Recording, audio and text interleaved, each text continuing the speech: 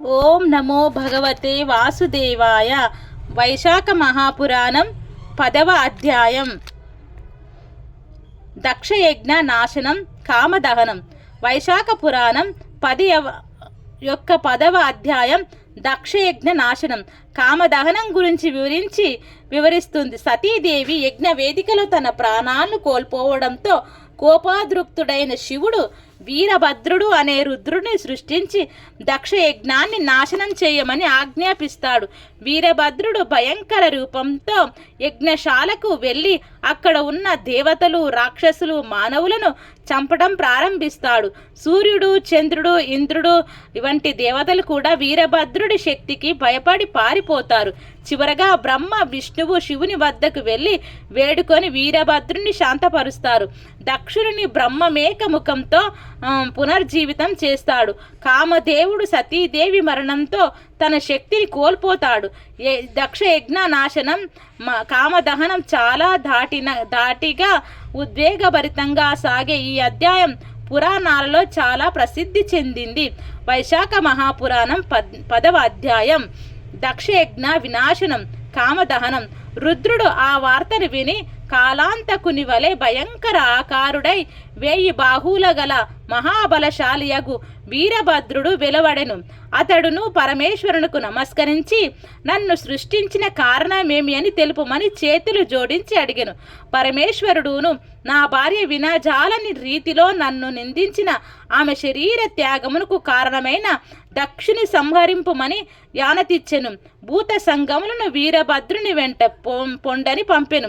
ఇట్లు పరమేశ్వరి ఆజ్ఞ నందిన వీరభద్రుడు వాని వెంట వెళ్ళిన పరవారము యజ్ఞశాలను చేరి అచటనున్న దేవతలు, రాక్షసులు, మానవులు మున్నగు మహావీరులును అందరూను కొట్టిరి.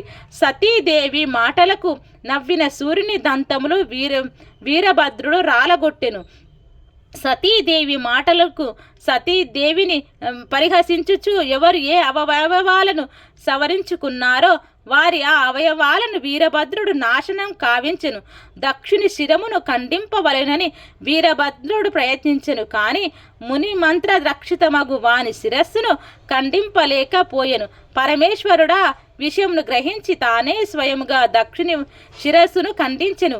ఈ విధంగా వీరభద్రుడు, శివుడు, వారి పరివారం యజ్ఞశాలలోని వారిని భంగపరిచి తమ వారితో గలసి కైలాసకు మరలిపోయినారు. యజ్ఞశాలలోని మిగిలిన వారు బ్రహ్మ వద్దకు వెళ్ళి శరణు వేడిరి. బ్రహ్మయు వారితో కలిసి కైలాసనకు పోయెను. రుద్రుని వివిధ రీతులలో నూరడించెను, స్తుతించెను. శివుని సమాధానం పరిచి శివునితో కలిసి యజ్ఞశాలకు వెళ్ళెను. యజ్ఞశాలలో పర్యటించిన వారందరినీ శివుని ప్రార్థించి అతని చేతనే బ్రతికింపజేసెను. శివుడును దక్షుని అవినయమునకు శిక్షగా బ్రహ్మ ప్రాదార్థముగా గుర్తుగా దక్షునకు మేక ముఖము సమర్పించి బ్రతికించెను. మరియు మేక గడ్డమును తెచ్చి భృగు మహర్షి అమర్చెను. సూర్యునికి దంతములు నీయలేదు, కానీ వానికి పిండిని తినునట్టి శక్తిని మాత్రమిచ్చెను. అవయవములను పోగొట్టుకున్న వారికి ఆ అవయములను ఇచ్చెను, కొందరికి ఇయ్యలేదు. యజ్ఞశాల ఈ విధంగా శివ బ్రహ్మల వలన పునర్జన్మనెందెను. యజ్ఞశాలలోని వారు శివుని ప్రార్థించిన యజ్ఞమును మరలా చేసి పూర్తి చేసిరి. యజ్ఞానంతరం అందరూను తమ తమ స్థానములకు పోయిరి.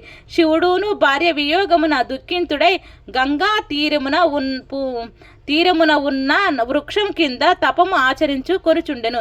దక్షుని కుమార్తెగు సతీదేవి శరీరమును విడిచి మేనా హిమాచలమున పుత్రికగా పుట్టి పెరుగుచుండెను.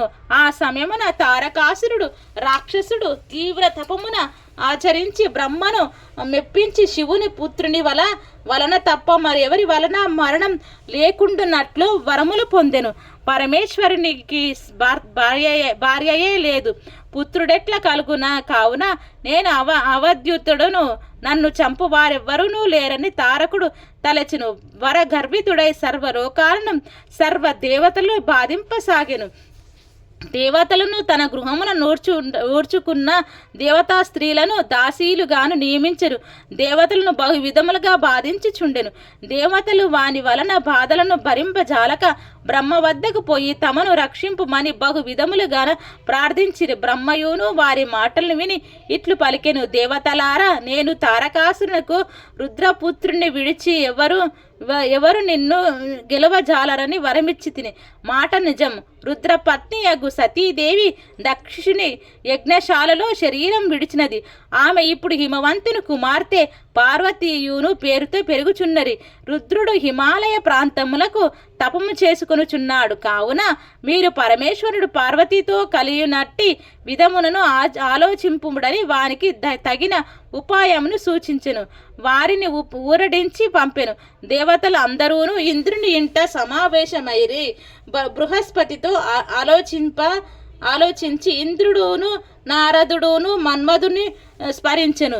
ఇంద్రుడు స్మరించినంతనే నారదుడును మన్మధుడును ఇంద్రుని వద్దకు వచ్చిరి. ఇంద్రుడు నారదుని చూసి, నారద మహర్షి, నీవు హిమవంతుని కొడుకు పోయి దక్షయజ్ఞమున శరీర త్యాగమునర్చిన సతీదేవియే నీ కుమార్తె పార్వతీగా జన్మించినది. వియుక్తముడగు శివుడును నీ హిమాలయ శృంగముల నందే తపమాచరించుచున్నాడు. పూర్వజన్మలో పరమశివుని భార్య అయి ప్రస్తుతం నీ కుమార్తెగా ఉన్న పార్వతీని శివుని సేవించుటకై పంపుము. ఆమెయే శివునికి భార్య కాగలదు, శివుడే ఆమెకు భర్త కాగలడు. కావున నీవు నీ కుమార్తెను పూర్వజన్మమందలి భర్తయగు శివునికి భార్య చేయమని బోధింపమని చెప్పి నారదుని హిమవంతుని వద్దకు పంపెను. నారదుడు ఇంద్రుడు చెప్పినట్లుగా హిమవంతుని కడకు పోయి పార్వతిని శివుడు సేవకు పంపునట్లుగా శివునికి పార్వతినిచ్చి వివాహం కావించినట్లుగా హిమవంతుని ప్రబోధించెను. హిమవంతుడును శివుని సేవకై పార్వతిని నియమించెను. నారదుడిని పంపిన తరువాత ఇంద్రుడు మన్మధుని చూసి, తారకాసుర పీడితులకు దేవతలు హితము కొరకు భార్యావిక్తుడగు శివుని హితము కొరకు నీవు నేను చెప్పు కార్యమును చేయుము. నీ మిత్రుడగు వసంతునితో శివుడు తపమాచరించు ప్రదేశమునకు పొమ్ము. హృదయ మనోహరములగు వసంత ఋతు శోభలతో పరివర్తింపజేయము. పార్వతీ శివులను సన్నిహితులురాలు అయినప్పుడు నీవు మోహ బాణములు ప్రయోగింపుము.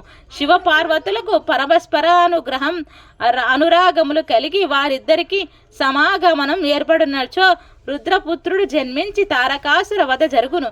దేవతలకు పరపీడనం పోవును. ఈ ప్రకారం చేయమని వారిని పంపెను. మన్మధుడు ఇంద్రుని ఆజ్ఞను పాటించి మిత్రుడగు వసంతునితో భార్య ఆగు రతీదేవితోను మలయానిన్నాది పరివారంతోను శివుడున్న తపోభూమికి పోయెను. ఆ కాలమున వసంతకాలం ఆ ప్రాంతమున విజృంభించెను. ఆ ప్రాంతమంతయును బహువిధ పుష్ప సమృద్ధము మలయానీల బహుళము ఆయను. ఆ సమయమున తనకు పూజా పుష్పములు మున్నగు వారిని సమర్పింపవచ్చిన పార్వతీతో శివుడు సంభాషించుచుండెను. మన్మధుడును శివ పార్వతుల సమాగమమునకేదియో తగిన సమయమని తలచును. శివుని వెనక భాగమున చెట్టు చాటున నిలుచుండి తాను ఒక బాణమును ప్రయోగించును. మరలా ఇంకొక బాణం ప్రయోగింప సిద్ధమగుచుండెను. శివుడు తన తపస్సు చలించుటకు గుర్తించెను. కారణమేమి అని విచారించెను. నిశ్చలమైన నా మనస్సు ఇట్లు చంచలమగుటకు ఏమి నాకిట్టి చాంచల్యమును కలిగించిన వారెవ్వరని విచారించి నలువైపులా పరిశీలించెను. బాణ ప్రయోగమునర్పబోవు మన్మధుని చూచెను. తన చూపును పార్వతి నుండి మరల్చెను. మన్మధునిపై నిటలాక్షుడు తన నుదుటనున్న మూడవ కన్నును తెరచెను. లోకభీషణమైన ఆ శివుని నేత్రాన్ని మన్మధుని వాని ధనుర్బాణములతో దహించెను. తన కార్యమే మగునో అని చూచుచున్న దేవతలు భయపడి కకావికులై పారిపోయిరి.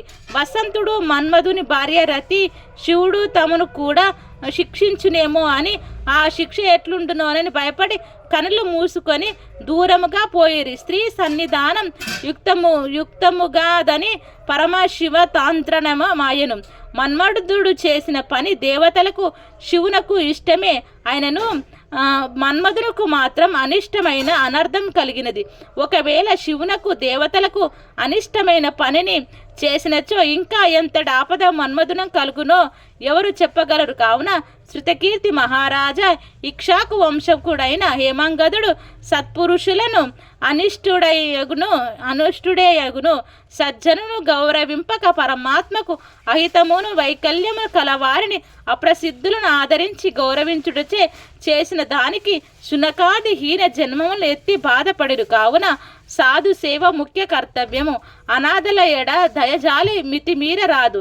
ఈ విషయమును గమనింప వలయునని శృతదేవుడు వివరించను. పరమశివుని కనిష్టమును చేయుటచే మన్మధుడు తరువాతి జన్మమందున బాధలు పడెను. పరమ పుణ్యపరదమైన ఈ కథను రాత్రి గాని పగలు గాని ఎవరి విన్నను జన్మ మృత్యువు ముసలితనము మున్నగు భయముల నుండి విడవబడుదును అనగా వానికి జన్మాదుల వలన భయమునుండదు అని శృతదేవుడు శృతకీర్తికి వివరించెను. వైశాఖ మహాపురాణం 10వ అధ్యాయం సంపూర్ణం.